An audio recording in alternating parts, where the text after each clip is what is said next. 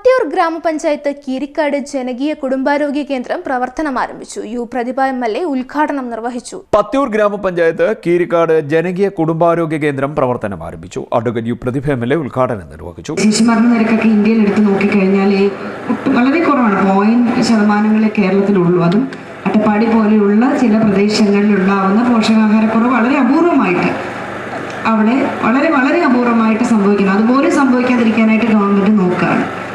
അപ്പോൾ എല്ലാ അർത്ഥത്തിലും നമ്മുടെ ആരോഗ്യ സൂചിക നോക്കുമ്പോൾ ആയുർദൈർഘ്യം കൂടുതൽ അല്ലേ? നമ്മുടെ നാട്ടിൽ 85-90 വയസ്സ് വരെയൊക്കെ മനുഷ്യർ ജീവിക്കുന്നുണ്ട്. ചെറുപ്പക്കാർക്കിടയിലാണ് ഇപ്പോൾ മരണം. കാരണം ആധുനിക കാലഘട്ടത്തിലെ ഫുഡും മറ്റുമൊക്കെ കഴിച്ചു തുടങ്ങിയതോടുകൂടി ജീവിതശൈലി പ്രശ്നങ്ങൾ വന്നു. കോടിക്കണക്കിന് രൂപയാണ് നമ്മുടെ ഗവൺമെൻറ് ആരോഗ്യ മേഖലയ്ക്ക് വേണ്ടി എല്ലാ വർഷവും മാറ്റിവെക്കുന്നത്. ഏറ്റവും കൂടുതൽ ഫണ്ട് മാറ്റിവെക്കുകയാണ്. അങ്ങനെ മാറ്റിവെച്ചതിൻ്റെ ഫലമായിട്ട് നമുക്ക് പണ്ട് ആശുപത്രികൾ എങ്ങനെയായിരുന്നു നിങ്ങൾ തന്നെ ഒന്ന് ചിന്തിച്ച് നോക്കിക്കേ. പണ്ട് സർക്കാർ ആശുപത്രിക്ക് പേരെന്തായിരുന്നു? ധർമാശുപത്രി എന്നായിരുന്നു അല്ലേ? എന്ന് വെച്ചാൽ പണമില്ലാത്തവർ മാത്രം പോകുന്ന ഒരു സ്ഥാപനം എന്നാ കരുതിയിരുന്നത്. അത്യാവശ്യം കാശുള്ളവരൊക്കെ പ്രൈവറ്റ് ആശുപത്രി പോയി ഇഞ്ചക്ഷൻ എടുക്കുകയും മരുന്ന് വാങ്ങുകയും ചെയ്യും. എന്നാൽ ഇന്ന് പ്രൈവറ്റ് ഹോസ്പിറ്റലിലേക്ക് പോകുന്ന ആളുകളുടെ എണ്ണം, അതായത് പനിക്കൊക്കെ പോകുന്നവരുടെ എണ്ണം ക്രമാതീതമായി കുറയ്ക്കാൻ നമ്മുടെ ഗവൺമെൻറ് കഴിഞ്ഞു. എങ്ങനെയാണെന്ന് വെച്ചാൽ നമ്മുടെ പഴയ ആ മരുന്നിൻ്റെയൊക്കെ മണമുള്ള ആശുപത്രി സിറ്റുവേഷൻ മാറ്റി കുടുംബാരോഗ്യ കേന്ദ്രങ്ങളാക്കി നമ്മുടെ ആശുപത്രികളെ മാറ്റി. അപ്പം ഡോക്ടർമാർ 12 മണി വരെ ഉണ്ടായിരുന്നുള്ളൂ, അത് മാറ്റി ഡോക്ടർമാരെ ഫുൾ ടൈം ആക്കി. ദേശീയ ആരോഗ്യ ദൗത്യം ഏറ്റവും ഭംഗിയായി ചെയ്യാൻ കഴിയുന്ന സംവിധാനം നമ്മുടെ നാട്ടിലാക്കി.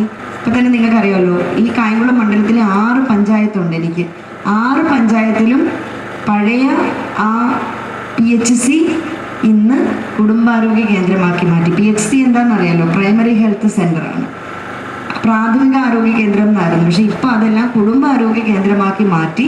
ഒരു പനി വന്നാൽ നമ്മൾ അവിടെ ചെന്നാൽ മതി. അതിനേക്കാൾ വലുതാണെങ്കിൽ താലൂക്കിലേക്ക് പോകണം, അതിനേക്കാൾ വലുതാണെങ്കിൽ റെഫർ ചെയ്ത് മെഡിക്കൽ കോളേജിലേക്ക് പോകും. ആളുകളുടെ രോഗികളുടെ എണ്ണം ഇങ്ങനെ വിന്യസിച്ചുകൊണ്ട് തെക്കും തിരക്കും കുറയ്ക്കാൻ വേണ്ടിയിട്ടാണ് അത് ചെയ്തത്. അത് കേരളം മുന്നിലാണ്. അതിൽ ആദ്യം 6 പഞ്ചായത്തും ആയതിൽ ഒന്ന് നമ്മുടെ കായംകുളം അസംബ്ലി മണ്ഡലമാണ് എന്ന് ഈ അവസരത്തിൽ നിങ്ങളോട് പറയുകയാണ്. ഒത്തിരി കാര്യങ്ങൾ അങ്ങനെ നമുക്ക് ചെയ്യാൻ കഴിയുന്നുണ്ട്. ഇപ്പം നിങ്ങൾ നോക്കിയാൽ കായംകുളം താലൂക്ക് ആശുപത്രി 62 കോടി രൂപയുടെ കെട്ടിടമാണ് അവിടെ നിർമ്മിച്ചുകൊണ്ടിരിക്കുന്നത്. 5 നിലകളിലായി എല്ലാ സംവിധാനങ്ങളും ഒരു കുടക്കീഴിലേക്ക് കൊണ്ടുവരാൻ ശ്രമിക്കുക. ഇപ്പോഴും 12 ബെഡുള്ള ഡയാലിസിസ് യൂണിറ്റ് അവിടെ പ്രവർത്തിക്കുന്നുണ്ട്. പാലിയേറ്റീവ് ഡേ നമ്മളെല്ലാവരും ആചരിച്ചു അല്ലേ? പാലിയേറ്റീവ് പരിചരണം നന്നായി നടക്കുന്ന ഒരു സംസ്ഥാനമാണ് കേരളം. ഗ്രാമപഞ്ചായത്ത് പ്രസിഡന്റ് L. ഉഷ അധ്യക്ഷയായി. വൈസ് പ്രസിഡന്റ് മനു ചെല്ലപ്പൻ സ്വാഗതം പറഞ്ഞു. ജില്ലാ പഞ്ചായത്ത് അംഗം KG സന്തോഷ്, B. പവിത്രൻ, അമ്പിളി വിജു, അമ്പിളി ഷാജി, ദീപക് കരുവ എന്നിവർ സംസാരിച്ചു. CDNet news, Kayamkulam.